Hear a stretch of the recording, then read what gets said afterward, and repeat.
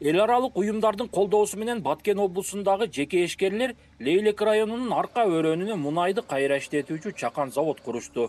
Бул заводду курууга 1,5 миллион акш доллары жумшалды. Учурда завод сыноо тартибинде иштеп жатат.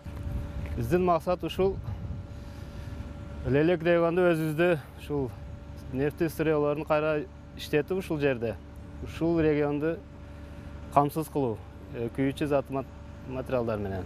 Мощность азыр ушул суткасына азыркы кезде испытательный тест жүрүндө жүрүп атат биздин завод. Буйруса азырча 25 тоннан переработка кылып атат. Баткен облусунда жылына 12 000 тоннадан 15 000 тоннага чейин мунай заты өндүрүлөт. Аны Кыргыз нефтегаз ишканасы Жалал Абад облусундагы заводко ташып кетет. Эгерде арка өрөөнүндө курулган чакан завод толук кандуу иштеп баштаса, анда аймактын экономикасына зор өбөлгө болот. Ал эми жергиликтүү айыл өкмөттүн эле бир айыл өкмөткө айына 3 миллион сом салык түшүүсү күтүлүүдө.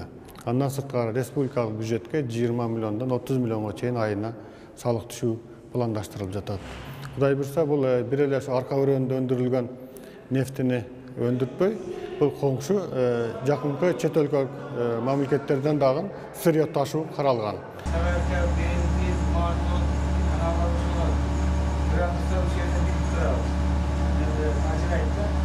30га жакын адамды туруктуу жумуш орду менен камсыз кылган бул чакан завод ушул жылдын июль айынан толук кандуу иштеп баштайт. Анда айына 400 тоннага чейин бензин, 700 тонна дизель күйүүчү майы жана 1000 тонна мазут өндүрүлүшү күтүлүүдө. Реализация жагы албетте бул биринчи кезекте жергиликтүү дыйкандарды, жергиликтүү элдерди арзан күйүүчү майлар менен камсыз кылуу, андан сырткары, андан ашкан көлөмдө ал экспортко пландаштырылат да.